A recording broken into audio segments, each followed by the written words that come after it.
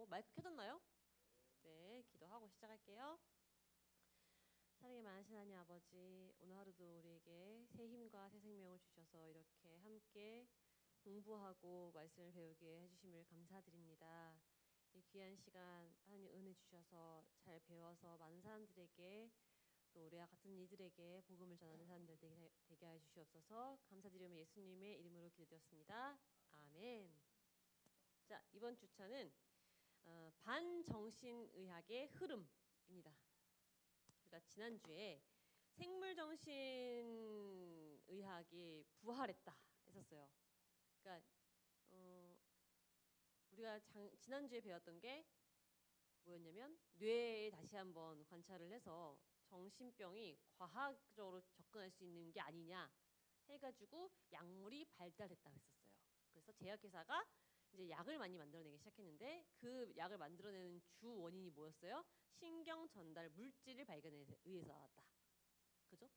도파민, 세로토닌 그런 게 발견이 되면서 저런 걸 조절할 수 있는 약을 만들면 정신병이 없어지지 않을까 해가지고 생물정신의학이 발달이 이제 막 됐는데 그 강의를 들어보시니까 야 저거 낫는 게 아니라 그냥 조절만 해주는 거지 정신병이 아닌 걸 수도 있는 거 아니야 저 정도면? 이런 얘기를 막 나왔었어요. 그럼 저거 문제가 있는 거 아니냐? 정신병은 그럼 뭐 하는 게 뭐가 있느냐? 뭐 어떤 이 사람의 어떤 정신 문제를 예를 들어 우울증이라고 하면 그 우울감이 해소가 돼야 되는데 단순히 그 원인을 보는 게 아니라 증상을 치료해주는 약만 처방이 들어가니까 그 약을 딱 끊는 순간 어떻게 돼요? 다시 재발을 하거나 혹은 그 약에 의존, 중독이 될 수도 있고 또 약을 끊으면서 금단 증상이 생길 수도 있고 그런 여러 가지 문제점들이 생기기 시작했었다는 거죠. 그래서 그럼 이제 앞으로 어떻게 해야 돼? 근데 문제는 지금의 정신병원도 하는 일이 뭐예요? 제가 지난번 정신병원 프로그램 보여드렸죠. 알코올 병동들 뭐 하고 있었어요? 집단 상담, 프로그램, 그리고 교육, 그리고 뭐 약물 처방. 딱히 정신병원에서 혼재되어 있는 치료를 기법을 쓰더라는 거예요. 이게 혼재되어 있는. 우리가 팔이 아프면 주사 맞거나 물리치료를 받거나 그런 거면 딱 끝나는데 정신 문제는 여러 가지 방면으로 혼재된 교육 뭔가를 치료법을 쓰고 있다라는 거죠. 그러면 그 중에서 약물을 쓰고 있는 게 바로 정신병원이라는 거예요. 의료계. 그러면은 이러한 약물이 개발되면서 야 이거 이만한 약이 좋은 약이 없다 해서 당시에 미국에 있는 한 성인 여성의 5분의 1 정도가 처방을 다 받았을 정도로 우울증 약을 굉장히 많이 약이 풀렸기 때문에 그렇게 약을 처방을 받으면서 너무 좋은 약이다. 왜 조금만 예를 들어서 당시에 면접을 벌어서 막 심장이 떨려. 그럼 그거 하나 약 먹고 잠이 좀 안 와. 약을 하나 먹고. 그 당시 미국에서 어떤 일이 많았냐면 그 기형아가 많이 났었어요. 기형아. 그러니까 임산부들도 이 항정신 의약품을 먹으면 안 되는데 그냥 몰랐으니까 부작용을 몰랐으니까 너무 좋은 약인 걸 막 산후 우울증이라는 게 있잖아요. 그 당시에도 그러니까 약을 처방해 주는 거야 의사들이. 모르니까 먹죠. 그러면서 생겨지는 그 부작용들이 나중에 발견이 되는 거예요. 나중에 발견이 되면서 이제 반정신의학의 흐름이 생기기 시작한 거예요. 야 보니까 니네 약 처방하는 거 이거 정상 아닌 것 같아. 니네 생각해 보니까 정신병의 근원인 원인을 파악해서 고치는 게 아니라 증상만 제어해 줄 뿐이잖아. 그러면 굳이 약을 먹어야 돼?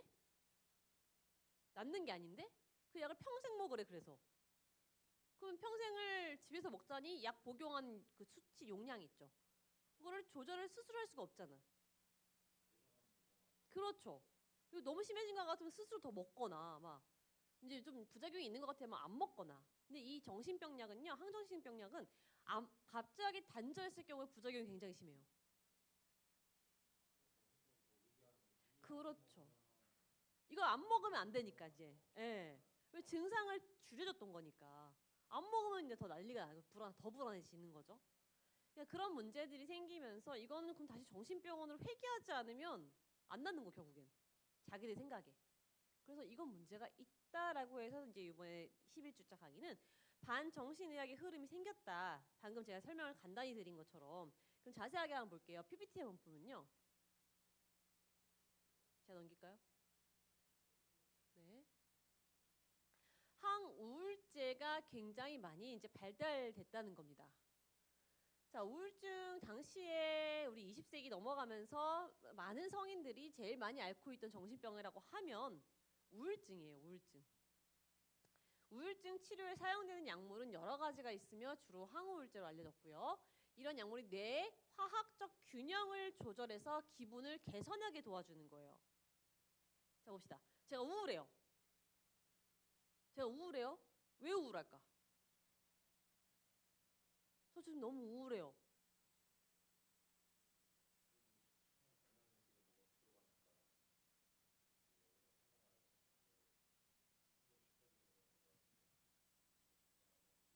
그렇죠. 지금 이 정신의학에서는 제가 너무 우울합니다라고 병원에 가면 뇌에 이 신경전달 물질 수치를 체크하는 거예요.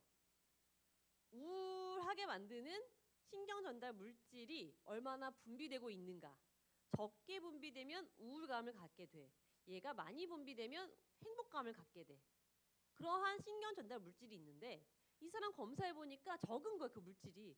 그러면은 그와 유사한 신경전달 물질 같은 거를 넣어주거나 아니면 더 많이 방출되게끔 해주는 약을 쓰든가. 그쵸? 그러면 그 우울감이 사라질까요? 그쵸? 그 당시에 약을 먹었었을 때 강제적으로 호르몬을 방출시키거나 많이 있게끔 유지시키기 때문에 그 당시에는 행복감을 갖겠죠? 우울감이 좀 덜 하겠죠? 다만 내가 우울한 원인이 뭔데? 내가 가정에 불우한 어떤 상황이 생기든가 아니면 직장에 잘렸든가 어떤 그러한 외부적 상황으로 인해 내가 우울감을 가졌는데 그게 해결되지 않는 이상은 이 우울감은 해결되지 않겠죠. 근데 병원에서 뭘 하고 있다고요? 뇌에 신경전달 물질을 채우는 것만 보고 있다는 거예요. 그래서 이런 뇌의 화학적 균형을 조절해주는 약을 썼다는 건데 항우울제는 뇌 내의 여러 신경전달 물질 혹이 세로토닌이나 노르에피네프린 이런 수준을 조절해서 기분을 개선해주는 거다. 뭐냐면 신경전달 물질의 재흡수를 차단해서 뇌의 화학적 균형을 맞춰준다는 얘기예요. 뭐냐면 보시면은요, 우리가 이 뇌에 신경전달 물질이 방출이 되면요 반드시 받아들이는 수용체가 따로 있어요. 그 간극이 있다 그랬죠. 자, 신경전달 물질이 방출되면 그것을 흡수해주는 수용체가 있는데 여기서 흡수했다가 다시 원래 나왔던 곳으로 돌아가게 돼 있어요. 근데 여기 사이에 예를 들어서 이 세로토닌이라고 합시다. 세로토닌이 다시 재흡수돼 버리면 방출됐던 양에서 다시 재흡수되면은 여기에는 지금 세로토닌이 거의 없는 상황이 되겠죠. 그러면 세로토닌이 나왔을 때 행복감을 가져. 근데 세로토닌이 별로 나오지도 않고 또 재흡수도 잘 돼. 그러면 내 뇌는 행복감이 적게 일어나고 있다는 거예요. 그럼 이런 사람에게는 어떻게 처방하느냐? 항우울증 우울약을 여기 재흡수되는 곳에 막아주는 거야. 재흡수되지 않게. 세로토닌이 방출된 다음에 다시 원위치되지 않게끔 그 균형을 막아주면 어떻게 될까요? 계속 세로토닌이 분비되어 있는 떠 있는 상태가 되는 거죠. 그래서 그 행복감을 계속 유지할 수 있게끔 하는 약물이라는 거예요. 항우울제가 저게 기전이에요. 자, 그러면 우리가 당뇨 환자도 마찬가지. 우리가 당뇨 걸리는 이유가 뭐죠? 당뇨에 잘 걸리는 이유. 네. 자, 뭘까요? 당을 이동시키는 게 뭘까요? 호르몬이. 당뇨 환자 뭘 맞죠? 인슐린을 맞죠. 왜 맞을까? 자, 인슐린의 기능은 뭐냐면 당을 이동시켜주고 저장시켜주는 역할을 하는 거예요. 혈액 내에서 그러니까 당을 뭔가 이렇게 단당이든 다당이든 뭐 탄수화물 같은 걸 먹었어요, 음식을. 그럼 몸에서 씹고 분해돼서 흡수된 다음에 혈액으로 이동해서 에너지원을 사용하게 만들어줘요. 근데 그런 당이 들어왔었을 때 이동을 시켜줘야 되잖아요. 그게 나와주는 역할이 인슐린이에요. 인슐린이 나와줘서 그 당들을 잡고 세포로 이동을 시켜서 흡수시켜주는 역할을 해요. 근데 이 사람은 늘상 당이 막 나와. 그럼 인슐린이 많이 가게 움직여야겠죠. 근데 금방 사라지는 당이야. 이게 금방 흡수지고 없어지는 당이야. 그러니까 100이라는 음식이 들어왔는 줄 알고 인슐린이 100이 나왔어. 근데 막상 갔더니 50만 잡아먹고 그 나머지 당이 금방 사라져버린 거야. 그 나머지 50개면 어떡해? 할 일이 없네? 야 뭐야 100을 우리가 일을 해야 되는 줄 알고 100이 나왔는데 50만이면 됐었어? 맨날 그렇게 먹어 이 사람은. 그러면 인슐린이 앞으로 100이 나올까요? 50만 되겠네. 아유 넉자가 60 잡자. 60만 나가자. 그러면 점점 인슐린 분비가 적어지는 거예요 그 사람이. 그러면서 당뇨 환자가 되는 거예요. 그렇죠. 그래서 인슐린 주사를 맞아주게 되는 거예요. 췌장이 망가져서. 마찬가지라는 거예요. 세로토닌이 적게 나와서 재흡수를 막아줘서 세로토닌이 많이 방출되게끔 유지되잖아요. 그럼 몸은요, 뇌는요, 항상 항상성을 유지하려고 해요. 세로토닌이 10만 나와서 부족하고 있던 사람인데 그걸 약을 통해서 재흡수를 차단해주는 약을 먹었어. 그럼 그 10이라는 게 나와서 계속 유지되고 있었잖아요. 그럼 뇌는 평상시에 항상 한 8 정도 유지돼야 됐었는데 이 사람 10 나온 상태로 유지를 약을 먹고 계속 시키는 거예요. 그러면은 세로토닌 방출을 더 줄일까 늘릴까? 더 줄이겠죠, 몸은. 그러면 더 줄여도 되겠네 하고 더 줄이기 시작하는 거예요. 그럼 약을 더 먹어야 되는 거야. 더 많이 먹어야 되는 거예요, 나중에. 우리 몸은 항상성을 유지하기 때문에 강압적으로 저렇게 약을 처방하거나 먹게 되면 문제가 생기는 게 마련인 거죠, 저게 다. 그게 바로 부작용 중에 하나인 거고요. 그래서 이런 화학적 균형을 맞춰서 기분을 조절시키는 게 바로 항우울제입니다. 그럼 우리가 우울할 때 저 약을 먹어야 될까? 아니죠. 저게 악순환을 반복하는 첫 시작이 되는 거예요, 나중에. 우울하면 그 원인을 찾아서 극복을 해야 돼, 본인이. 극복을 해야 되는 거예요.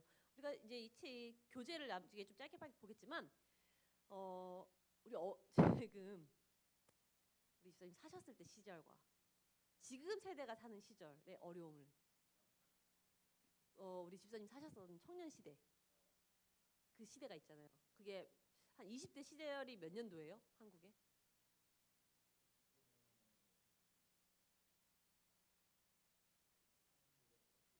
85년. 20년, 20대가 한 85년 때이시잖아요. 그때 한국의 경제 시장과 지금 우리 청년들이 맞이하고 있는 경제 시대, 네, 경제, 직장을 다니고 돈을 벌어야 되고 먹고 사는 거의 문제가 지금이 더 어려울까요? 그때가 더 어려웠을까요? 그때가 더 어려워요. 개발도상국이었잖아요, 그 당시는. 지금 저희 선진국이에요, 한국은. 당연히 개발도상국 때가 더 취직하기 어려웠고 더 먹고 살기가 어려웠어요. 근데 그때 우울증 있으셨어요? 없었죠. 그때 먹고 사라는 게 집중을 해야 되기 때문에 우울증 올 시간이 없어요. 당연하죠. 왜? 우울증세가 없으니까. 병명이 안 생기지. 증상이 생겨야 병명을 붙이지. 아니, 지금 20대도 우울증이 얼마나 많은데요.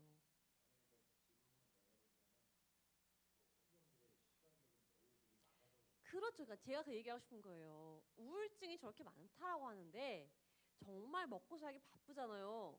우울증이 누구든 지금 현재 청년들이 이 우울감이 오는 건 극복이 안 되니까 우울감을 갖는 거잖아요. 지금보다 그 허들이 낮겠냐고요? 아니라고요. 지금 집사님 때 청년 시절에는 지금보다 어려운 그 우울감이 올 수 있을 만한 허들이 되게 높은 때였다는 거예요. 더 힘들었던 때. 근데 그걸 극복을 다 하고 사는 거예요, 그냥. 약을 받거나 뭐 우울증이 왔네 어쩌네 하는 게 아니라 그냥 극복을 하면서 사는 게 정상인 거야. 그게 성인의 시작인 거예요. 지금은 아닌 거예요.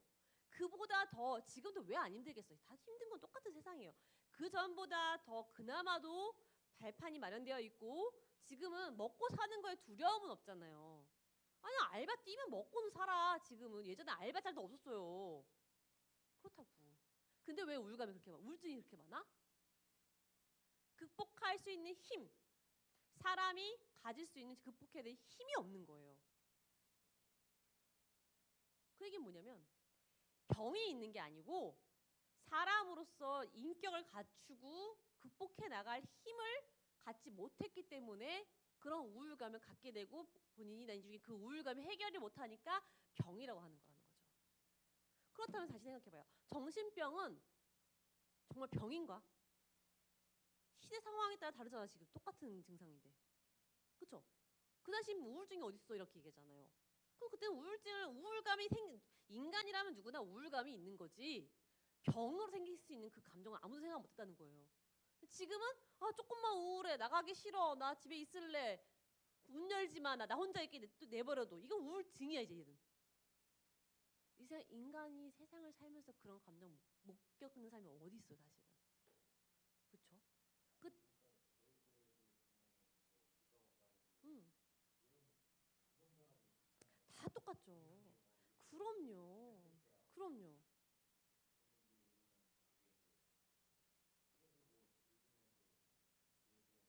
예.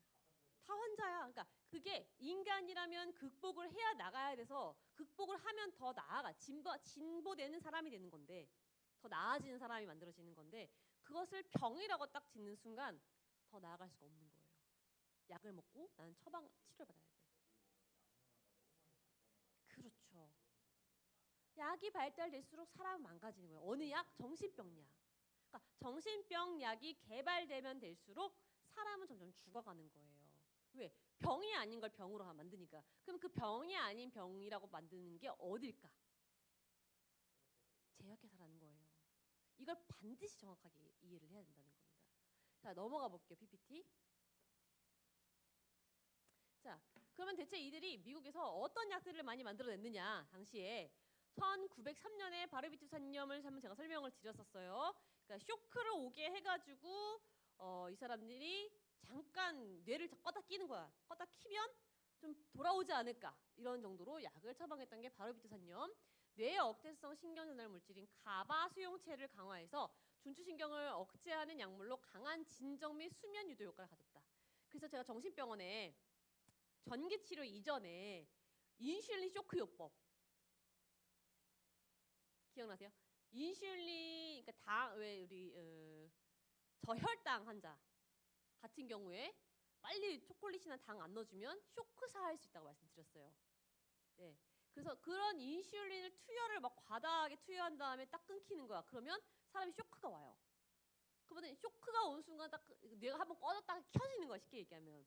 그러면은 쇼크가 딱 끝났어. 이 사람 정상 돌아오는지 확인해봐. 그 확인을 해. 그러더니 좀 덜 들어왔어. 한 번 더 해. 그게 정신병원 치료 기법이었다니까요. 그것 중에 하나가 바르비투산염인 거예요.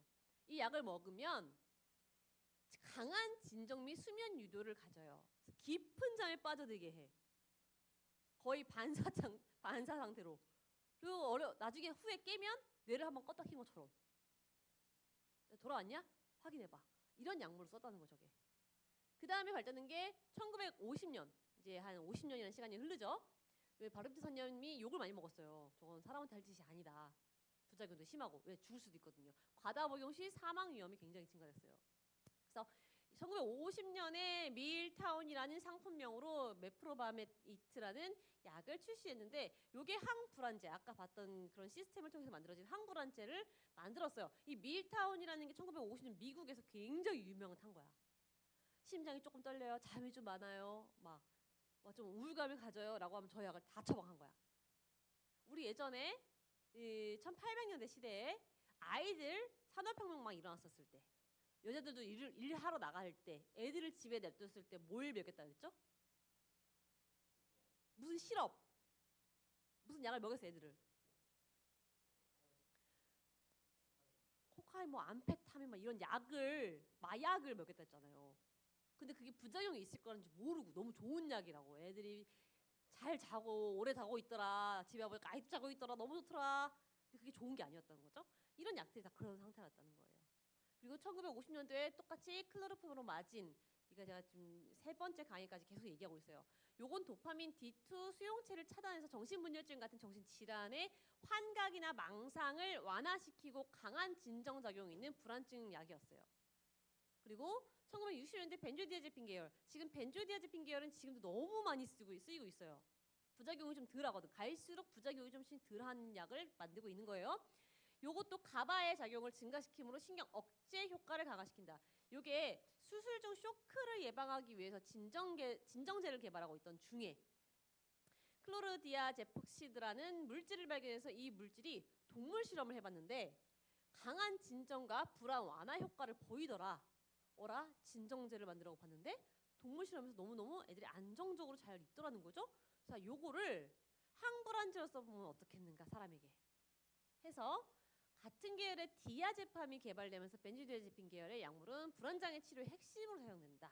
그러니까 벤조디아제핀 계열이에요. 그 중에 뭐 여러 가지 약물이 있는데 그 중에 디아제팜이 지금 많이 나오고 있고 실제 정신병원과 요양원에서 굉장히 많이 쓰이고 있어요. 약 디아제팜 항불안제.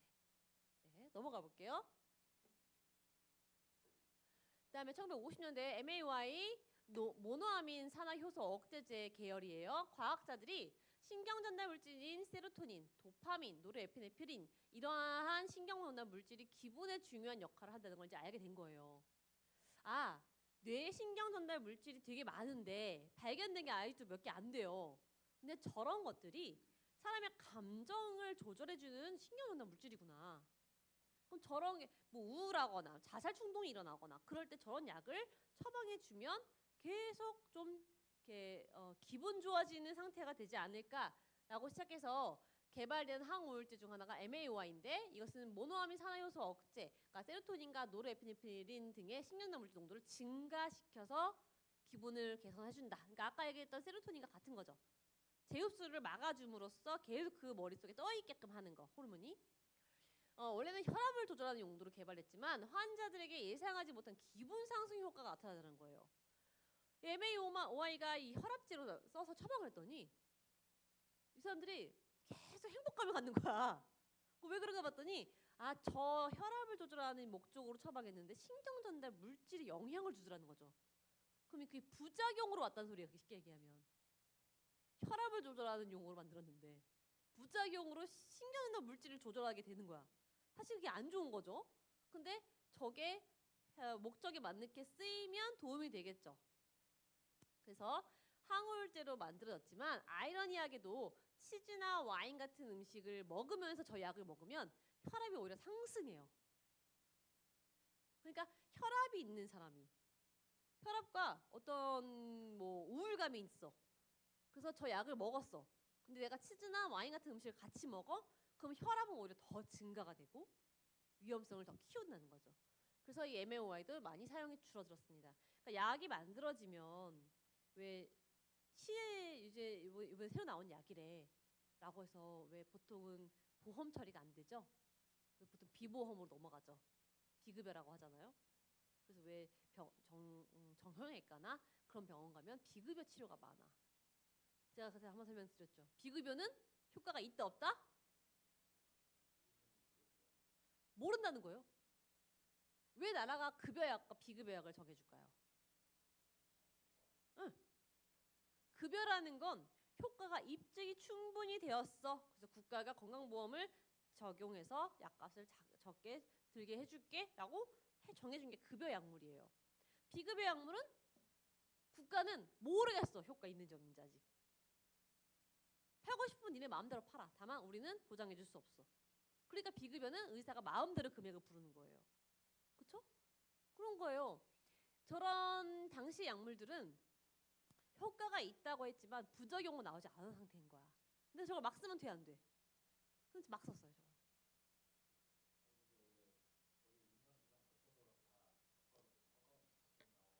그렇죠. 그런 약물이 되게 많았어요.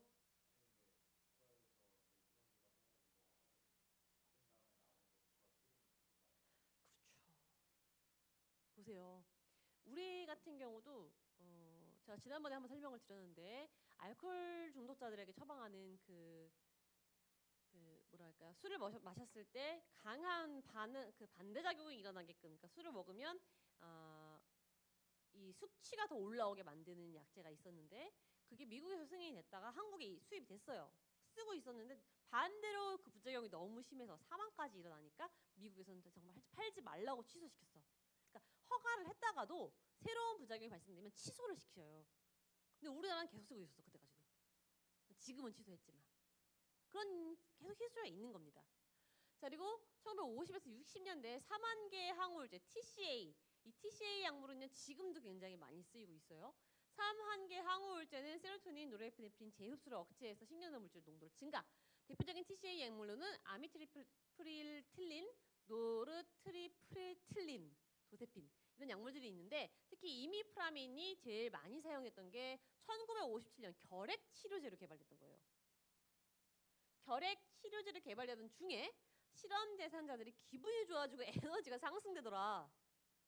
결핵 치료제인데, 그래서 요것도 신경전달 물질을 어떤 뭔가를 효과를 이렇게 뭔가 작용하는 게 아닌가 나중에 알고 봤더니 맞던 거죠. 그래서 나중에 이 계열의 약물은 TCA라고 부르고요. 요게 부작용이 입마름, 체중 증가, 어지러움, 심장 부작용이 있어요. 네, 그리고 1980년대 지금 제일 많이 쓰고 있는 SSRI 계열.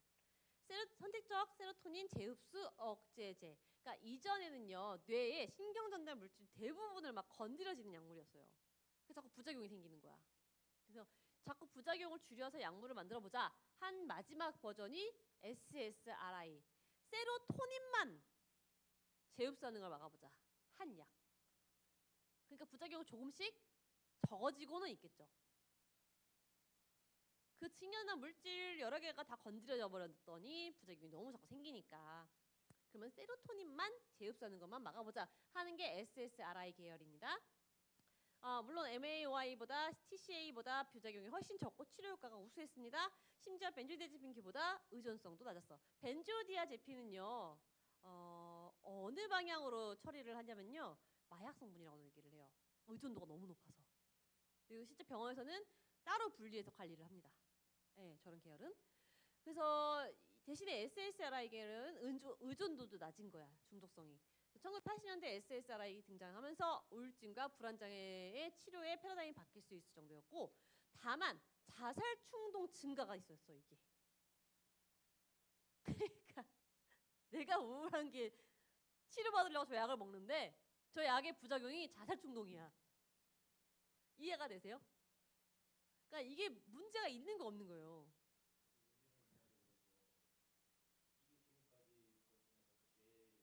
네, 맞아요. 그나마 부작용이 좀 덜하다는 게 저거예요. 부작용이 그나마 덜해서 자살 충동 증가가 안 되는 거예요. 없는 거죠. 완벽한 약은 없어요, 애초에. 자, 그렇죠. 그도 다시 잡고 내 사람도 몇 명 죽여보고 이렇게 된다는 거죠. 그러니까 이러한 약물의 발달 잠깐 봤지만 결국은 지금 현재 처방되고 있는 이 항불안제는요 신경 전달 물질만 조절해 주는 것밖에 없다는 거예요. 자, 우리가 정신병원에 알코올 병동으로도 입원하잖아요. 저런 약물 처방 될거 안 될까요? 돼요. 왜? 자, 제가 중독 상태의 사람이에요. 술을 먹고 병원에 갔어요. 그러면 한 일주일을 해독을 해요. 해독하고 나서 술 다 깼어. 그럼 정상이 아니에요? 정상인데 내가 지금 갇혔어 여기에. 나가고 싶어. 여기 있는 사람들과 같이 있고 싶지 않아. 나 정신 멀쩡한 것 같은데 자꾸 정신병자 취급해. 그러면 그 사람이 그 안에서 정상인 상태로 유지가 되겠어요? 정상이지 못해요 당연히. 그러한 내가 사회생활도 했었고 내가 너무 괴로워서 2주 한 달을 그냥 막 술만 먹고 살았어. 근데 가족들이 너무 심각하고 건강이 안 좋을 것 같으니까 정신병원 입원을 시켰네? 눈도 먹고 정신병원이야. 막 한 달 내내 술을 마셨으니까 몸에 지금 막 망가졌을 거 아니에요. 그 건강을 다 치료하고 한 주가 해독이 다 끝났어. 술 다 깼는데 난 정상인인데 여기 다 이상한 사람들밖에 없어. 갇혔어. 나가지를 못해. 가족들 전화했더니 거기 의사 선생님이 최소 2-3달은 있어야 된대. 그렇게 얘기를 해. 전화를 매번 해도. 나중에 매일 전화하니까 전화 안 받아 가족들이. 자, 어떨 것 같아요? 멀쩡한 사람도 정신병자가 되는 거예요. 자, 그때 닥터를 만났어요. 상담을 이제 주기적으로 하잖아요. 딱 들어갔어요. 어떠세요? 요즘 너무 살기가 싫어요. 제가 왜 있는지도 모르겠고 너무 괴롭고 너무 우울하고요. 잠도 못 자요. 요즘에 너무 화가 나서. 자, 이렇게 얘기하면 의사 선생님이 무슨 약을 처방할까? 정신 못 차렸어. 우울도 있고 수면 장애도 있고 지금 그쵸? 그럼 바로 약 처방되는 거예요. 그래서 정신병원에 가면요. 이 알코올 중독자들이 약을 이만큼 수북히 먹어요. 중독을 끊는 약이 아니라는 거예요. 왜? 중독을 끊는 약은 없어요. 말했잖아요. 정신병 약도 이 정신병의 원인을 고치는 약이 아니라 증상을 조절해주는 약이라고.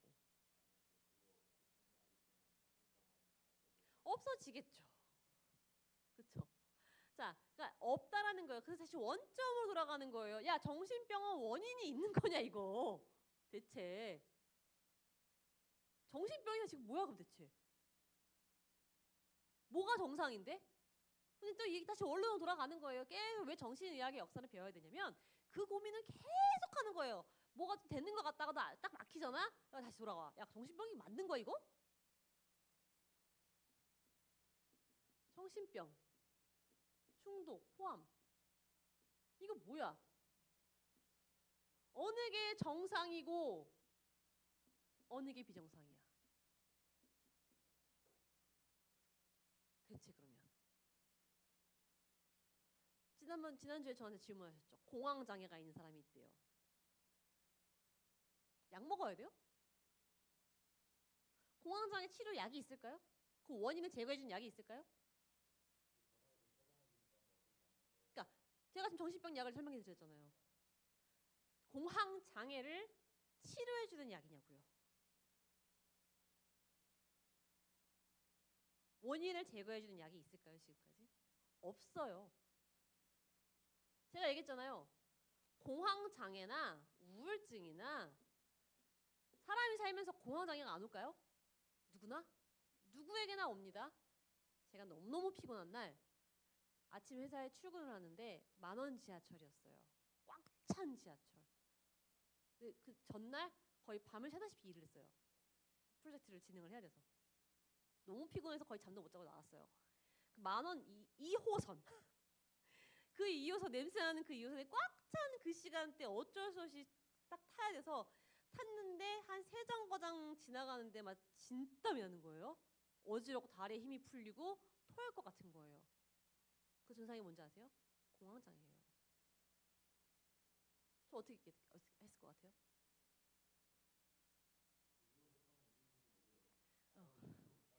어렵사리 다음 정거장에 내려서 앉았어요, 의자에. 그냥 콧물 막 토 막 또 좀 다 이게 나올 것 같은 거야 막. 이 몸의 모든 조절이 안 되는 상황이 오는 거예요. 정말로. 저도 처음 경험했어요. 그런 느낌과 감정을. 다음 정거장에 내렸어요. 어렵사리 정말로 못 내릴 뻔했잖아요. 그래서 의자에 앉았어요. 늦게 가도 상관없다 이거 회사에 어쩔 수 없어요. 내렸어, 앉았어. 10분간 머리 기대서 심호흡을 했어요. 나아졌을까 안 나아졌을까? 나아졌어요. 회복을 하고 마음을 가라앉히고. 그러니까 내가 신체가 너무 취약해진 상태에서 그런 압박이 오니까 그러한 증상이 나타나는 거죠. 사람들은요 우울증도 마찬가지라는 거예요. 자신이 우울증이 더 심화되기 전에 끊어낼 수 있었던 순간들이 다 있었어요. 근데 그거를 그냥 안고 가는 거야. 그 감정이 파묻혀서. 공황장애도 마찬가지라는 거예요. 그것을 극복할 수 있는 본인의 힘이 있어요, 사람은. 근데 본인이 그것을 끊어내지 못하고 더 깊은 수렁에 빠지는 거예요. 중독도 마찬가지라는 거예요. 술을 먹다가 점점 이 정도는 안 될 것 같은데 이 정도는 내가 좀 많이 먹은 것 같은데 사람들이 자꾸 너무 심하다고 하네. 그 단계들을 거쳐가요. 근데 계속 들어가고 싶은 거야, 그 감정에. 그 상황에 있게 너무 이게 안락한 처럼 느낌이 나는 거야. 그러면은 최악 상태로 갈 뿐인 거예요, 그게. 약을 먹을 게 아니라니까요. 극복이 가능한 일들이라니까, 사람은. 근데 그걸 정상과 비정상으로 뭘로 나누냐는 거예요. 술을 마시는 거 중독이야? 술을 마신다고 중독이에요? 아니잖아요. 중독이 되는 기준들이 있는 거 있잖아요. 근데 그 기준, 정상과 비정상의 기준이 나라마다 가뜩 틀릴까? 다르죠? 그럼 어느 나라 갔을 때 나 중독이 아니네? 우리나라 갔을 때 중독이야. 그럼 거기 가서 살면은 난 안 먹어도 되겠네? 그럼 이게 말이 되냐고요. 그렇죠? 그럼 다시 돌아가서 정신병이라는 게 과연 누가 만든 기준이냐는 거예요. 정상이냐 아니냐를 누구 기준으로 만드냐는 거죠. 그래서 반정신의학의 흐름이 시작된 거예요. 야, 이거 아닌 것 같아. 약을 먹는다고 나는 것도 아니잖아. 잠깐 그 조절해주고 뿐이지. 약 끊으면 더 심해지잖아. 그렇죠. 그래서 그래서 오늘 책 페이지를 보시면요. 책 교재 페이지 보시면요. 20세기는요. 이른바 라이프스타일의 약물의 시대라고 합니다. 라이프스타일 약물. 그러니까 무슨 얘기냐면 내가 살아가면서 계속 동반되어지는 약들. 조금만 뭐 하면 이 약 먹고 조금만 뭐 하면 이 약 먹고 그냥 그런 라이프스타일의 약물 시대라고 얘기했었어요. 20세기가. 삶의 질을 높여준다는 선전과 기대 속에 인기를 끌었던 약물들이 시작이 되면서 의존성과 중독성 문제들이 더 많이 생기게 됐고요. 장기간 약물 복용에 따른 부작용들이 많이 나타나게 됐습니다. 1990년 브라운 대학 정신과 교수 피터 크레이머는 미용정신약물학이라는 새로운 용어를 만들어냈어요. 그러니까 미용정신약물학 필수인 거예요, 아닌 거예요? 미용정신약물학. 미용. 우리가 피부과를 가면 화상을 입었어요. 그게 급여일까 비급여일까? 화상치료가. 화상치료. 급여예요. 급여예요. 네. 화상치료는 급여예요. 치료를 받아야 되는 거. 필수적인 치료법. 그걸 국가가 지원해 주는 거예요, 비용을. 근데 점을 빼러 가고 싶어. 무조건 비급여죠. 왜? 미용 시술이니까. 그건 같다는 거예요. 미용 정신약물학은 이 미용 정신약물학에 들어가 있는 버전의 약물들은 필수가 아닌 약물학으로 그냥 규정을 냈다는 거예요. 너무나 많이 약물 남발하니까. 그래서 그 중에 만들어진 약물이 프로작이라는 약입니다.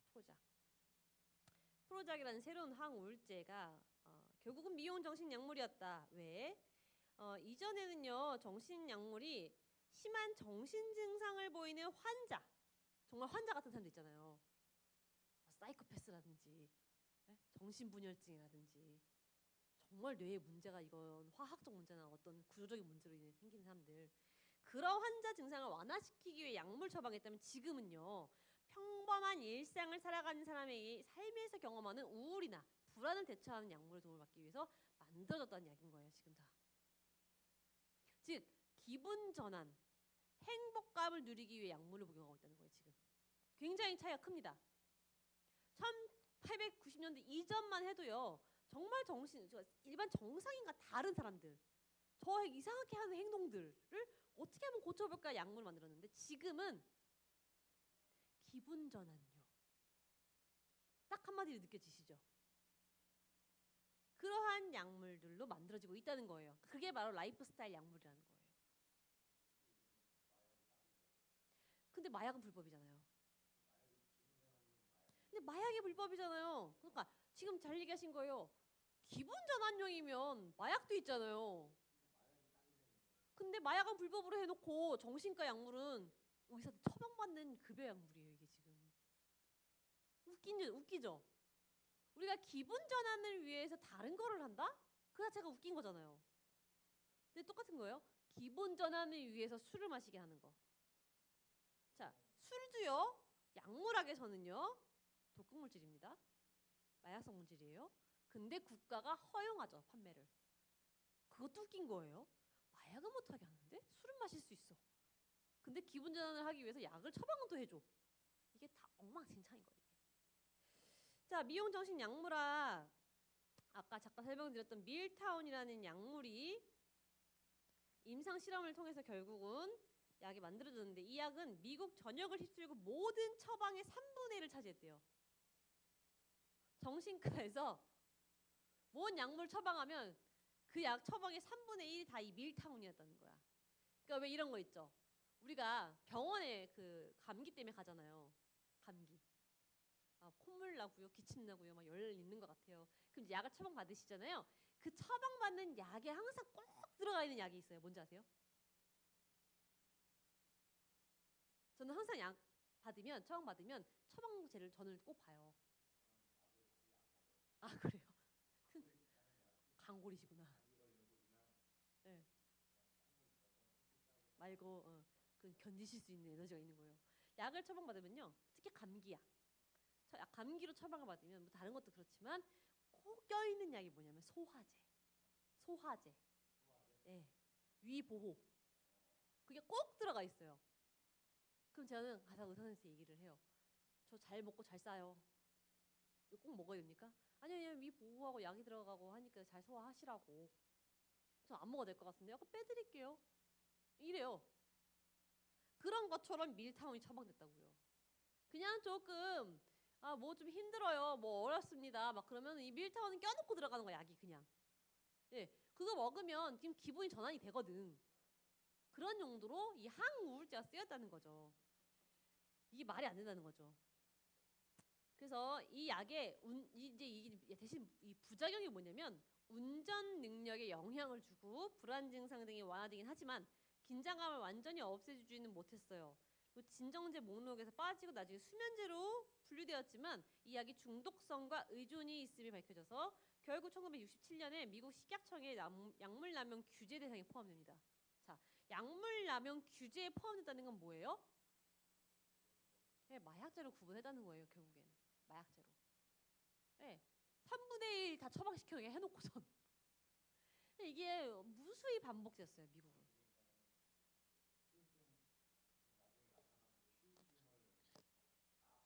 그렇죠. 그렇죠. 그래서 왜 진짜로 이 반정신의 반의학 정신을 갖고 있는 사람들은 별대로 병원 안 가잖아요. 의사 절대 안 믿잖아요. 그렇습니다.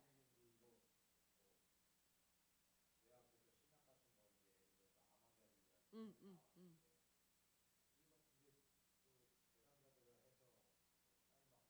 네,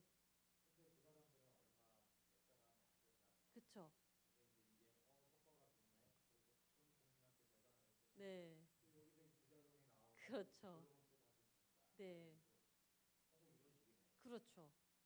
이 당시엔 그랬어요. 1950년대, 60년대는, 80년대까지. 그랬죠. 네. 그래서요. 미국은 이런 사례가 크게 있었잖아요. 1950부터 80년대까지 이랬으니까. 당시 부작용이 정말 심각했어요. 정말로. 그리고 그에 대한 영화가 되게 많아요. 그런 배경에 껴있는 영화들. 그리고 그 제프리 다머라고 하는 제가 이 넷플릭스 봤던 영화인데 미국에서 유명한 연쇄살인마야. 근데 그 연쇄살인마가 사이코패스 성향이 있어요. 굉장히 심한. 근데 이 살인마가 그 엄마가 이 사람을 임신했었을 때 임신 중에 정신과 약물을 굉장히 많이 먹었어요. 매일. 그러니까 그 시대 배경이에요. 그것도. 막 그런 부작용들. 그래서 되게 무서운 건 뭐냐면요. 이렇게 3분의 1이나 처방이 됐잖아요. 이 밀타운이라는 약물을 개발한 제약회사가 어라? 이렇게 좋은 약물이 있나? 이거 만든 제약회사가 야 이렇게 많은 사람들이 처방받고 좋아하고 잘 쓰는구나. 요걸 토대로 더 좋은 약물을 더 많이 만들어보자 해서 드디어 정신 안정제 약물을 개발하기 위해서 정말 많은 돈을 투자해서 연구하기 시작합니다. 그때부터 본격적인 거예요. 다국적 제약 기업인 호프만 라로슈라는 회사에서 정신 안정제를 한번 우리도 개발해보자 하면서 남북한 원숭이들이 길들여지는 효과를 보이는 것을 보고 만든 약물이 바로 바리움입니다. 1970년에 이르자 미국 여자 5명 중에 1명. 예. 미국 여자 5명 중에 1명, 남자 13명 중에 1명이 가벼운 신경 안정제와 진정제를 복용하기에 이르렀다. 당시에 1970년대요. 영화를 보시면요. 어떤 게 많이 보이냐면요. 그 미국에 화장실 보면 세면대 앞에 거울처럼 되어 있는 박스가 있어요. 미국 영화들 대부분. 그리고 그 거울을 보다가 이렇게 문을 열어. 그 안에 약통이 되게 많아. 그런 거 많이 봤죠? 그게 다 안정제들이에요. 미국의 실제 당시 1970년대는 가정에는 그렇게 많은 신경 안정제가 거기 다 있었어요. 그거를 자기 당일의 감정에 따라 그냥 먹는 거야 하나씩. 그냥. 예. 그 당시 진짜 시대 배경인 거야 그게. 그게 기억나시죠? 영화에서. 딱 그 거울 그 박스 딱 열면은 그 약통이 막 이렇게 있는 거. 그게 그냥 약물이 아니고 신경 안정제들이었어요. 지금 우리 그거 먹으면 큰일 나요. 그런 거. 그렇죠. 네, 약간 그랬다는 거죠. 네. 큰일 납니다. 자, 바륨의 뒤를 이어 벤조디아ze피인 계열의 알프라졸람도 상품명 자낙스라는 이름으로 처방이 됐고요. 자, DSM-3에 등재된 공황장애의 특효약으로 홍보됐대요. 어떤 약? 자낙스. 네. 이 공황장애에 있어서 이 자낙스가 정말 특효다라고 하면서 약물을 만들었어요. 넘어가 보시면 제약회사가 어떤 병의 치료약을 제약회사가 어떤 병의 치료약으로 약물을 상품화하면 제약회사가 먼저 만드는 거예요. 요 약 제가 하나 만들었는데요. 어디 질병의 특효약입니다. 라고 하면 나오면 해당 질환이 급격히 증가하는 상황이 되는 거예요. 왜 그럴까? 그 병이 있던 거야 없던 거야? 없는 건데 그 약을 만드니까 저거 병이야? 그럼 나도 이걸 먹어야겠네? 그 진단을 받기 시작하니까 저 병이 굉장히 많이 늘어나는 거예요. 그 중에 하나가 ADHD, 우울증, 히스테리 같은 것들이에요. 자, 그래서 이렇게 발생이 되면서 이제 정신과 진단은 의사들의 진단 경향이 문제가 아니라 제약회사의 병리화로 큰 영향을 받는 거예요. 그러니까 의사가 진단해보고 이 사람 뭐가 문제가 있구나가 질병화 되는 게 아니라 제약회사가 병리화를 만들어버려.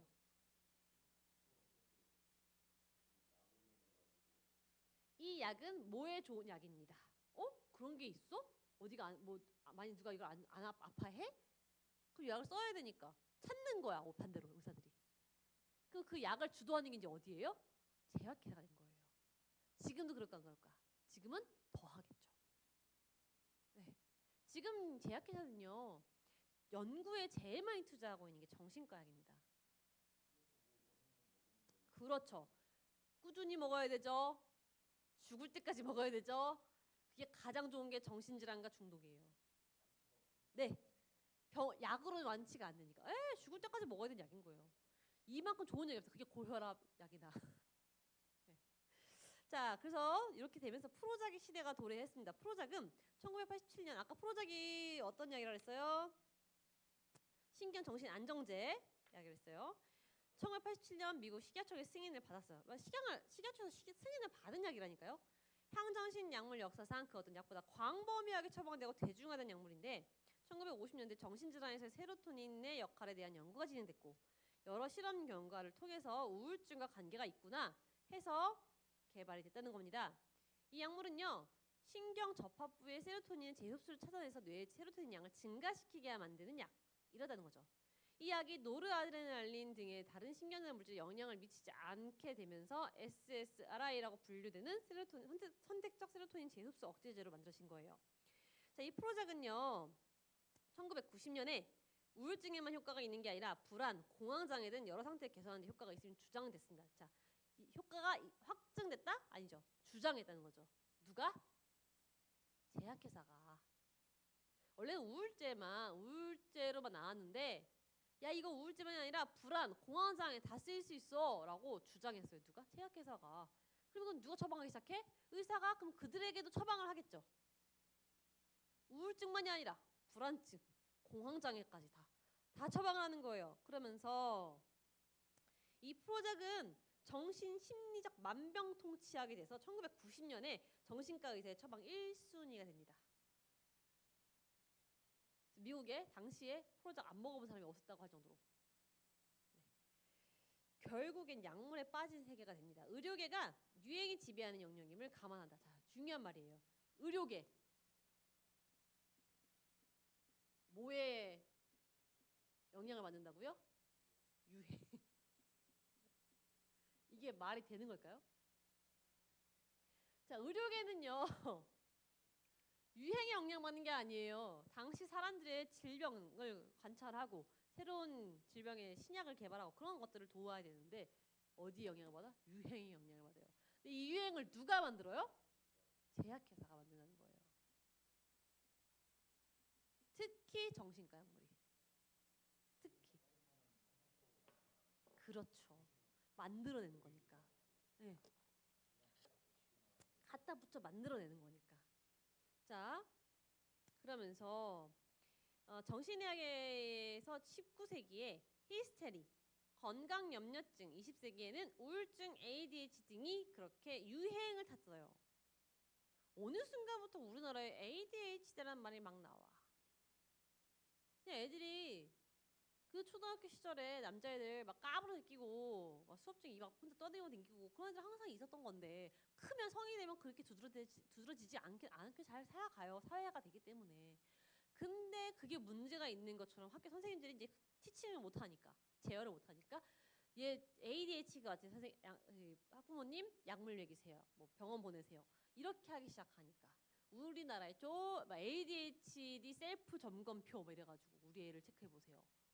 체크해보면 대부분 이게 체크가 되겠죠. 활발한 사람들은. 그러니까요. 그렇게 유행을 만든다는 거예요. 그렇게 유행을 만들어가는 거예요. 걱정돼. 네. 그러니까 그거를 조작하는 거예요. 마음을, 사람을, 심리를. 자, 그렇게 이런 것들이 유행을 타기 시작하면서 만들어진 정신병이 굉장히 많았다는 겁니다. 그래서 맨해튼에 있던 베스 이스라엘 의료센터의 한 의사가 말하길 당시에 전화벨이 울리면 매번 누군가가 프로작에 대해서 묻더라는 거예요. 사람들은 그 약을 먹어보고 싶어서 물어보는 거예요. 프로작이 어때요? 그래서 의사가 아유 그건 우울증 사람만 먹는 거라고 얘기하잖아요. 그러면 난 지금 우울한 것 같은데요. 그 약을 먹어보고 싶은 거야 그냥. 당시에 이게 굉장히 많았다는 거죠. 19세기 이전에 여성의 삶을 생각해보면 아까 얘기했던 것처럼 정말 이전 세대는 더 삶이 어려웠어요. 지금 이 미국의 19세기 이전에도 10명이 넘는 애를 낳고 엄마는 일을 했어요. 근데 그 상황이 너무 어려우니까 5세 되기 전에도 반수는 다 땅에 묻어 죽었어요. 애들이. 우리나라도 그렇죠. 80년대 어른들 보면 뭐 형제가 있는데 엄마 형제 몇이야? 6인데 둘은 돌아가셨어. 언제? 아기 때. 뭐 이런 얘기 많이 듣죠. 네. 그래서 돌 잔치가 굉장히 크게 성행한 거잖아요. 그 1년은 채운 게. 맞죠. 네. 네. 네. 네. 그러니까 그때 시절의 엄마의 마음과 지금 요즘 엄마들 보세요. 그것만 생각해보다 아시겠죠. 지금 엄마들은 누가 놀이터에 좀 놀다가 부딪혀서 넘어졌어. 애가 놀다 보면 그럴 수도 있지. 근데 그거 갖고 막 싸워. 엄마들끼리. 예. 그 80년대만 해도 애를 낳고 10명 이상을 낳는 것도 보통 일이 아니에요. 애를 10명을 낳는 거는 10년간 계속 낳은 거잖아. 그냥 거의. 낳고 임신하고 하면서 일을 했어. 상황이 안 좋으니까 애들은 죽어서 묻어줘야 돼. 그러한 세상을 보낸 사람들이 엄마와 그때 엄마들이 정신병이 있었냐고요. 정신병이 어딨어. 그냥 사는 거지. 그러니까요. 자, 그래서 약이라는 게 정말 정신질환이라는 게 있는 것이냐, 치료하는 것이냐. 사람들은 정신질환이 신경제들의 물질의 교란이라고 생각하니까 이제는 약을 복용해서 교정하는 것이 매우 타당하다고 생각한다는 거예요. 그래서 요즘 사람들이 신경전달 물질의 교란 때문에 정신병이 온다고 생각하니까 내가 지금 정신 증세가 뭐가 있는 것 같아라고 하면 어떻게 해요? 정신병원에 간다는 거죠. 근데 우리가 중요하게 생각해야 되는 건 이 삶의 문제들을 극복해 나가기 위해서는 뭐가 중요해요? 인격의 성숙 그리고 자기 통제력을 개발하는 게 중요하다는 거예요. 약을 먹는 게 아니라. 자, 우울증이 와요. 그러면은 외부 요인으로 내가 우울증이 오는 것과 내가 그걸 극복하지 못하기 때문에 오는 걸까? 내가 극복하지 못하니까 오는 거예요, 우울증은. 어려움, 고난, 시련은요, 인간 누구에게나 와요. 어느 시기일지 모를 뿐이지. 근데 어떤 사람은 그것을 극복하는 힘이 있는 거고 어떤 사람은 그걸 극복 못하니까 우울감이 온다는 거예요. 그럼 그 극복하지 못하는 게 내 뇌에 신경이나 물질이 모자라서일까요? 아니요. 내 인격 성숙과 자기 통제력이 없기 때문인 거예요. 그걸 지금 개발시켜 나가고 배워야 되는 건데 개선해 나갈 수 있는 방법을 배우고 그걸 못하니까 이제 병 탓을 하는 거죠. 그리고 집에 종일 있는 거야. 그러고. 네. 3페이지 넘어가시면 19세기의 1세기 생물정신의학이 신경해부학과 신경병리학의 발달에 힘입어서 발달됐다면 20세기의 신경과학의 발달은 신경전달 물질과 관련한 약물 개발, 그리고 또 각종 영상 진단 도구들에 힘입어 발달한 것이었다. 그리고 약물의 경우는 일정한 지식만 가지고 환자에게 처방하면 이전에 경험하지 못했던 증상 조절의 효과를 가져줄 수 있기 때문에 굉장히 좋았다. 그러니까 이전에 정신 분석하려면 그 수련 기간이 굉장히 길었어요, 의사들이. 근데 지금은 그냥 간단한 약물, 이 약은 어디 효과가 있고요, 부작용은 이겁니다, 이거 같이 사용하면 안 되는 약물은 이겁니다라고 알면 의사들은 쉽게 약을 처방해주고 그 처방받은 환자는 금방 조절되니까 서로가 좋은 거야. 그러니까 의사가 긴 시간 수련을 받겠어요? 약 처방하면 끝나는데, 그러니까 점점점 제약회사의 의도대로 돌아가고 있다는 거예요, 지금. 네. 그래서 양리적인 설명과 대조군 실험을 통해서 과학성과 객관성을 확보하기에 이 약이 굉장히 유리한 위치에 있다는 겁니다. 왜? 약을 쓰면 통계가 만들어질 수 있어요. 그리고 그 통계가 있으면 과학적으로 증명될 수 있어요. 그러니까 효과가 있냐 없냐가 나오는 거야. 근데 이런 것은 과학적으로 입증될 수 있는 게 아니야. 왜? 정신은 과학적으로 증명할 수 없는 거기 때문에. 그게 굉장히 큰 차이죠. 네. 자, 그리고 반정신 의학 운동. 그래서 야, 이거 내가 쭉 보니까 이거 부작용도 너무 심하고 말이 안 되는 것 같아. 그러면서 어떠한 정신과 의사가 이런 얘기를 해요. 난 정신과 의사 경력이 이제 5년 차인데 환자는 정신과 환자 경력이 30년 차야. 미국 당시 얘기예요. 그러니까 본인이 의사인 지 5년밖에 안 됐는데 환자는 정신병력이 30년 차야. 더 많이 할걸 그 사람이. 그러니까 이렇게 자주적인 표현일 수 있지만 치료에 대한 좌절과 그에 따른 의사로서의 자괴감도 굉장했다는 거예요. 그래서 이처럼 정신질환의 난해함과 어려움은 역사 속에서 한편에 치료에 뛰어든 의사들에겐 좌절을 주고, 그러니까 어떻게든 이거 정신병을 고쳐보려고 막 고민을 하고 연구해봐도 이거 해결이 안 되니까 좌절감이 빠지는 거예요. 정신의학에 대한 논란과 반대자들이 만들어지는 결과를 양성했습니다. 그래서 1960에서 70년대 특정 지식인들이 반정신의학의 운동에 동참해요. 이들의 주장은 정신병 자체가 사회에 의해 규정되는 것으로, 자, 정신병이 뭘로 규정이 돼요? 사회.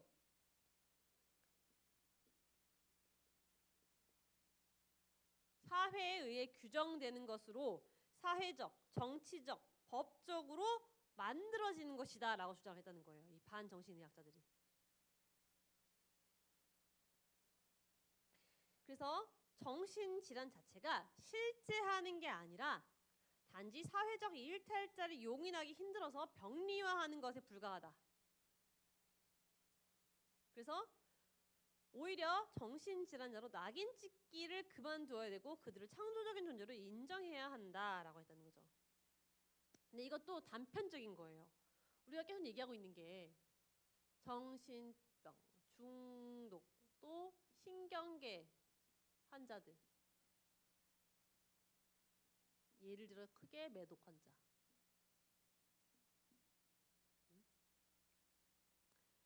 그냥 우리가 흔히 얘기하는 우울감, 뭐 공황 장애, 뭐 ADHD 이런 쪽에 갖고 있는 중독의 파트, 그리고 진짜 신경계, 뇌 신경계 혹은 뇌 발달이 잘못돼서 생겨지는 혹은 어떤 뭐 그런 세균 감염에 의해 생겨지는 정신 증상을 갖고 있는 환자들, 다르게 지금 우리가 분류하고 있죠.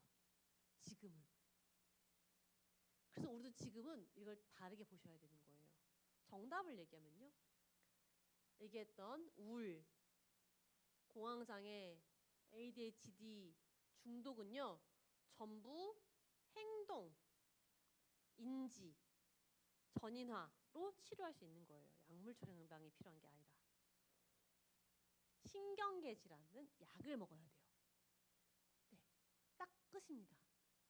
근데 이 정답인 건 분명히 인지되시죠? 근데 우리가 전부 싸잡아서 정신병이라는 거예요, 지금. 그게 문제라는 거예요. 정신병이만 원인을 있어야 되는 거고, 원인이 있으면 그걸 원인을 치료하는 약이 나와야 되는 거예요. 근데 정신병이 지금 원인 아무도 못 찾았죠? 약이 처방되고 있지만 원인을 치료해주는 처방약이 아니죠. 증상을 완화시켜주는 약이지. 그러니까 다 이게 말이 안 맞는다는 거예요. 지금 하고 있는 정신병에서 하고 있는 모든 행위는 뭐다? 말이 안 되는 걸 하고 있는 거다. 돈벌이만 하고 있는 것이다. 넘어가시면 제가 이 PPT 한번 설명을 드리고 넘어갈게요. 아까 얘기했던 자낙스, 여기 PPT에 자낙스.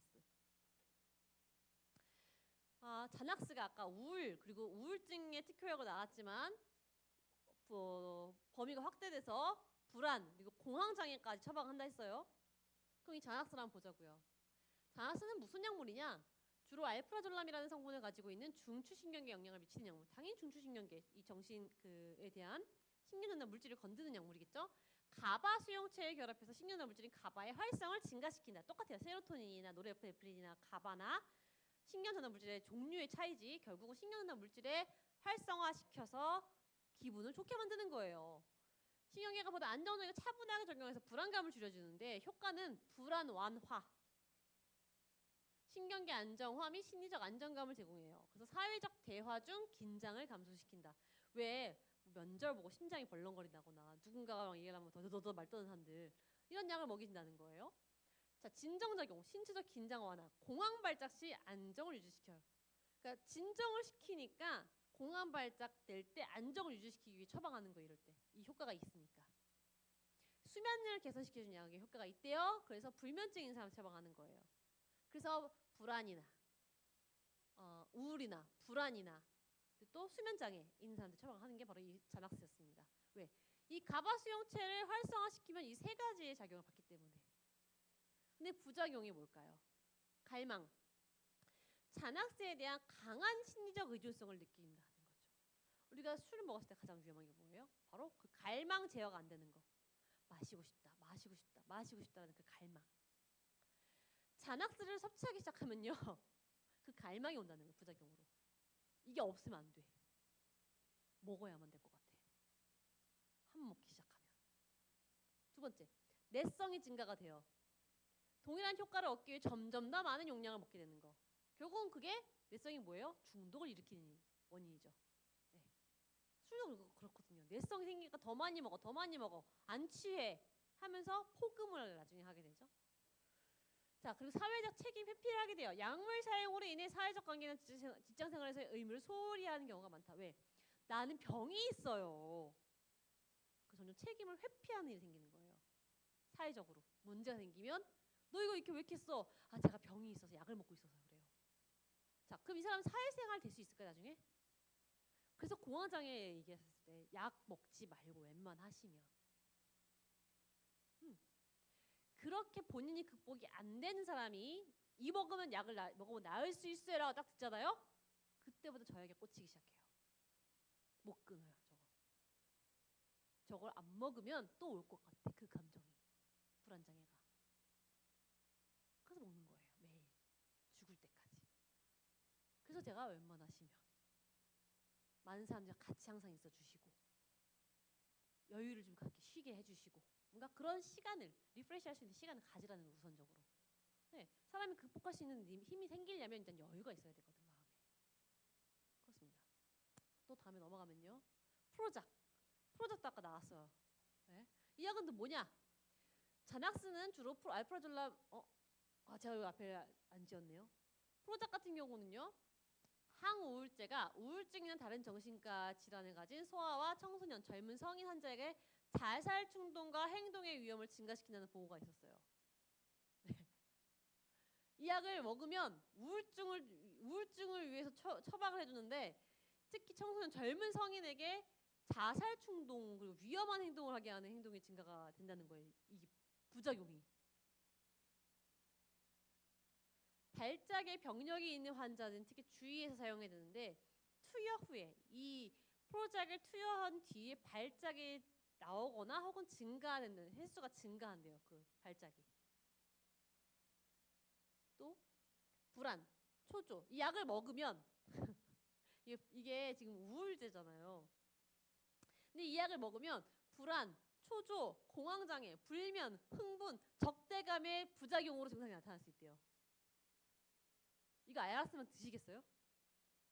지금 막 우울하대. 내가 프로작을 처방해 드릴게요. 그러면 좀 기분이 개선될 것 같습니다. 다만 그 부작용으로 불안, 초조, 공황장애, 불면, 흥분, 적대감이 올 수도 있어요. 그거 우울 하나 잡으려고. 그래서 우울증이 오히려 악화될 수 있다고 돼 있어요. 심지어 원래 환자에게 나타났던 행동과 다른 행동들이 나타나면서 경우 자살 성향의 정구 증상이 나타날 수 있대요. 그러니까 내가 우울증이 있어서 저 약을 먹었는데 나 더 불안하고 막 공황이 올 것 같고 막 그래. 그러면 이 사람은 더 패닉이 와요. 그래서 자살 성향의 정구 증상이 그런 거 본다는 거예요. 그래서 우울증인 사람에게 프로작을 처방했어요. 그럼 그 주변 가족들이 이러한 증상이 불안, 초조, 공황장애, 불면 이런 게 또 추가 나타나는지 꼭 관찰해 주세요라고 얘기를 해요. 왜? 네, 왜? 자살할 수 있어요. 그게 자살 전조 증상이라는 거야. 저게 증세가. 저걸 먹어야 돼? 다른 정신신경계 약물과 마찬가지로 판단, 사고, 운동 기능에 영향을 줄 수 있으므로 환자가 인식이나 운동 수행에 방해받지 않는다면 확신이 들 때까지 운전이나 위험한 기계 조작 시 주의해야 한다. 자, 프로작이요. 그냥 라이프 스타일 약물처럼 처방되다 했잖아요. 조금만 우울할 것 같고 조금만 기분이 안 좋으면 그 화장실에 그 문 열어가지고 막 먹는다고 했잖아요. 근데 이게 문제가 뭐냐면 운동 기능을 소실시켜요. 소실.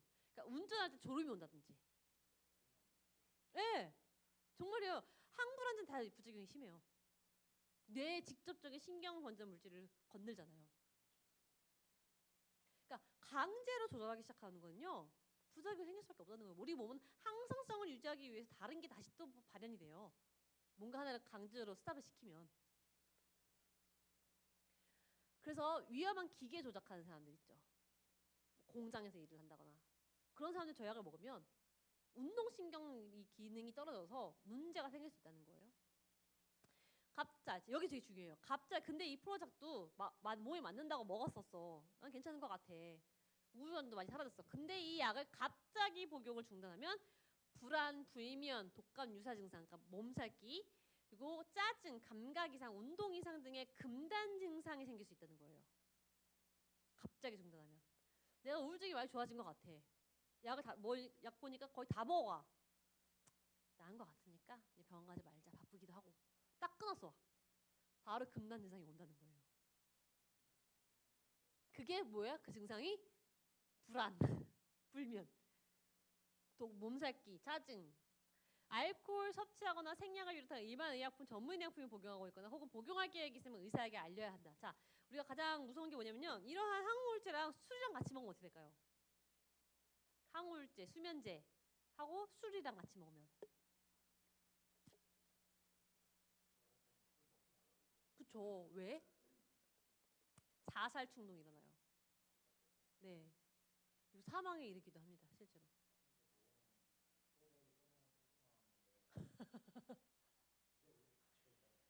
그쵸. 그쵸.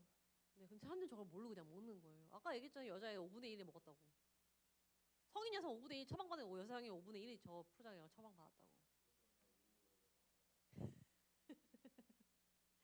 자, 그래서 반정신의학의 쟁점들 살펴보면요. 없죠? 살펴보면 첫째, 지금 4페이지 하고 있어요. 정신질환의 본질 자체, 즉 정신질환이 과연 진정한 의미에서 질병일까? 다시 생각해 보자는 거예요. 정신질환이라는 게 정말 질병 맞아? 반정신의학자들이 주장하는 바에 의하면 정신질환은 만들어내지는 거지 존재하는 것이 아니다. 누군가가 계속 만들어내고 있는 거지 이게 원래 있던 것이 아니다. 즉 정신의학이란 사회 내에서 힘 있는 사람들이 상대적으로 미약한 사람들을 의료의 범주에 넣어 치료 대상자로 만들고 통제하는 수단이다. 이를 위해 과학적 근거를 제공하는 집단이 정신의학자들이다. 이 반정신의학의 주장을 하는 사람들은 이런 내용을 주장하고 있어요. 그렇죠. 우리도 그 얘기를 하고 있죠. 중독 병 아닙니다. 처방받을 약이 없습니다. 네. 둘째, 정신의학의 사회적 역할과 관련한 문제다. 정신의학의 사회적 역할. 자, 역사 속에서 반체제 인사들과 정치범들은 종종 정신질환자 낙인 찍혀 정신병원에 수용되는 경우도 있었어요. 우리나라도 우리나라도 있었죠. 박정희 시대인가요? 전두환 시절인가요? 맞습니다. 네, 다 있었어요. 근데 그게 미국도 마찬가지였고요. 각 나라마다 이랬었어요. 매번 정치 수요소. 그래서 정신질환의 진단 자체가 국가가 반체제 인사들을 강제로 입원시켜 치료받도록 하여 이념적 복종을 유도하고자 하는 목적으로 악용됐다. 전체주의 체제하에 적법한 재판 과정 없이 유죄 판결을 내리기 위해 정신의학이 사용될 수 있다. 왜 이런 거 있죠? 정상인데 반체제를 갖고 있다고 깜빵에 넣으려고 정신질환자잖아 저거. 레이블링 그 라벨링 저기 진단을 해버려가지고 깜빵을 넣는 경우도 있어요. 또 1940년대 나치 치하에서 이러한 악용과 남용이 광범위하게 이루어져서 독일에서만 정신질환과 정신지체 등의 진단을 받은 사람들 중 30만 명이 불임 수술을 받았어요. 그리고 받은 그 10만 명은 안락사당했습니다. 왜? 극단. 예. 네. 이게 이 당시 나치들은요 우생학 때문에 그랬어요. 우생학. 우월한 DNA가 있을 것이다라는 생각. 그래서 정신질환이나 정신지체 진단을 받은 사람은 우생학에서 정말 하위죠, 하위. 그런 사람은 애 낳으면 안 돼. 자손을 번창시키면 안 돼. 그 대를 끊어버려야 돼 해서 불임수술 시켜버린 거예요. 우생학 때문에 당시. 그리고 마음에 안 들면 안락사 시켜버린 거예요. 또한 정신질환을 사회적인 맥락에서 바라보기 때문에 정신병원을 전체기관이라고 봤다는 거예요. 어빙 고프먼에 의해 제기된 이 관점은 정상적으로 자유롭게 의사결정할 권리를 빼앗기고 감금된 사람들이 잘 통제된 관료적 기관, 그러니까 정신병원 이 안에서 사회적 신체적 학대가 빈번하게 놓여져 원래 자신의 정체성을 잃어버리는 관점. 그러니까 정신병원에 입원하면 정상인 사람도 정신병자가 된다 그랬죠. 네. 그렇게 만든 거다 니네가. 네. 이런 상태가 오래 지속되면 결국 개인의 정체성 자체가 사라지고 그 기관에 적합하게 재구성되고 변형되는 이런 일이 발생된다. 우리가 봤던 영화 뻐꾸기 둥지 나는 새.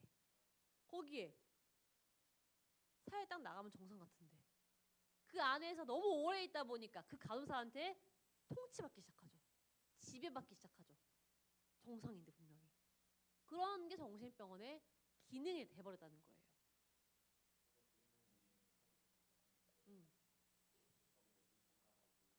그렇죠. 정말 정신이 나가버렸죠. 네. 네.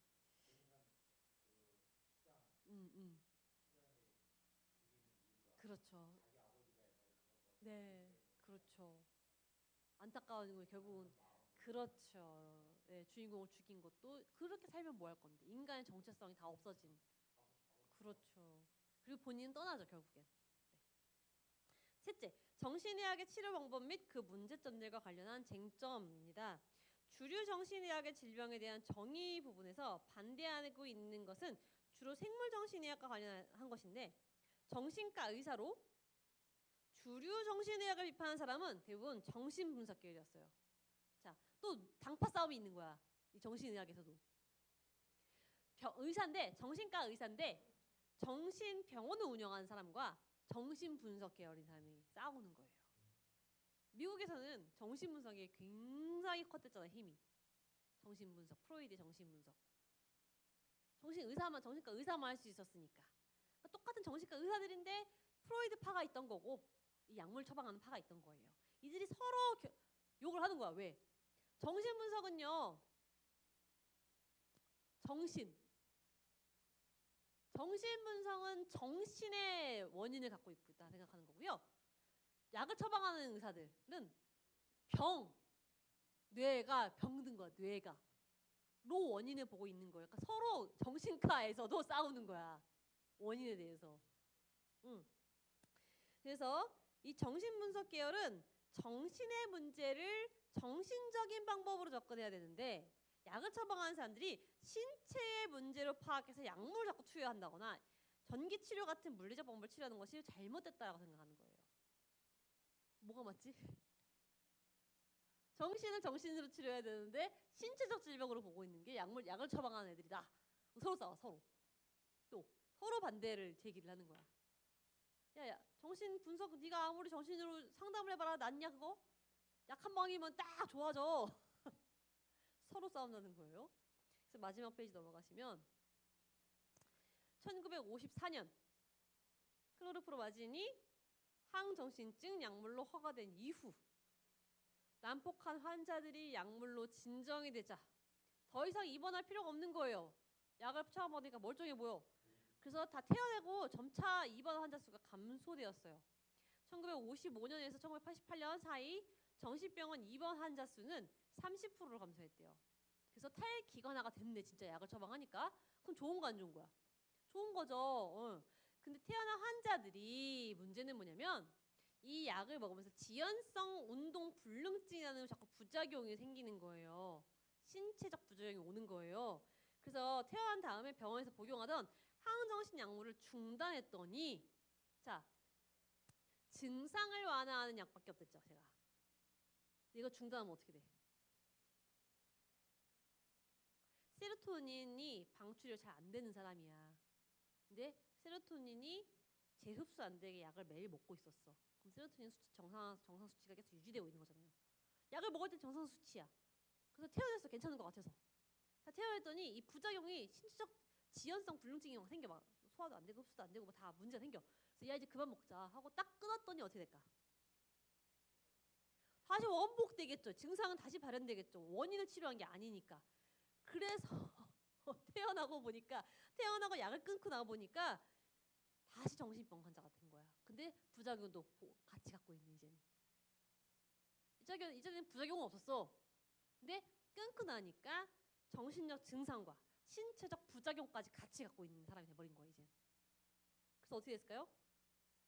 이들은 가족과 사회의 따뜻한 품으로 돌아간 것이 아니다. 결국에는 안식처도 없고 직업도 없이 노숙자가 되거나 스스로 범법자가 되어 감옥에 가거나 결과적으로 탈기관하는 실패하게 된다는 거.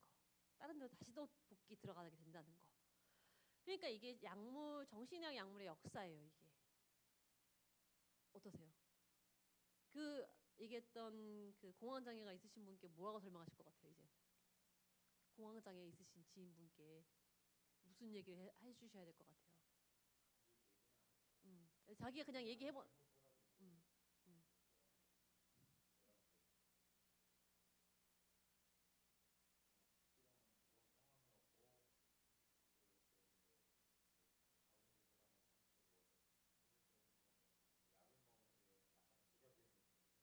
음,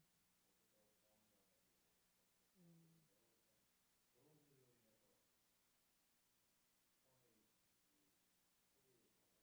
음, 음, 음, 음. 맞아요. 응, 응, 응. 그치, 그치. 예. 음, 음, 음,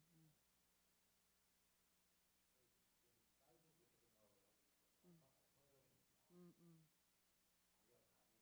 음, 음, 바타부타 할 수가 없다. 음, 음,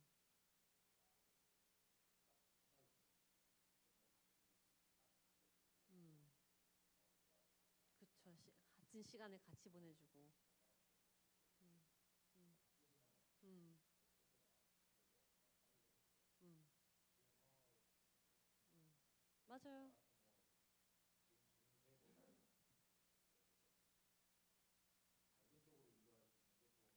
그렇죠. 네, 네. 긍정적인 환경을 제공해주고 그 사람이 극복해서 나갈 수 있게. 예. 음. 만약 그 사람이 정신과를 한번 가볼까 봐 이러면 어떨 것 같아요?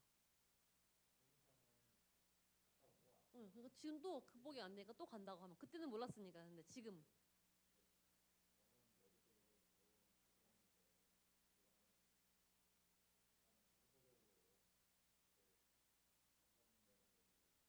그쵸.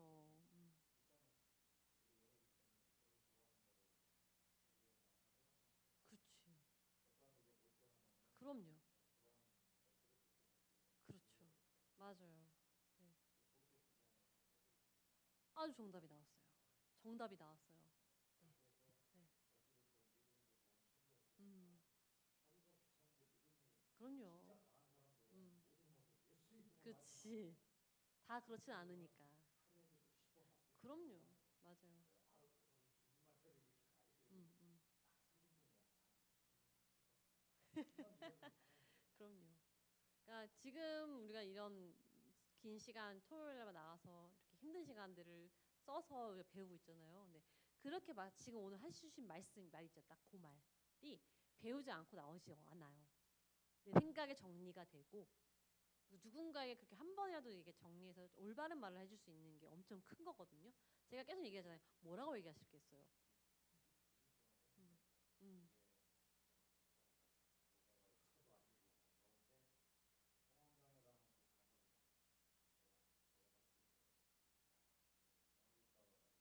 음, 음, 음, 음, 음,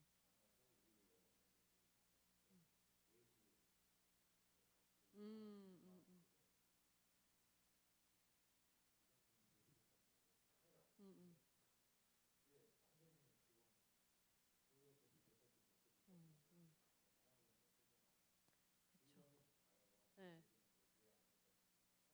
아하.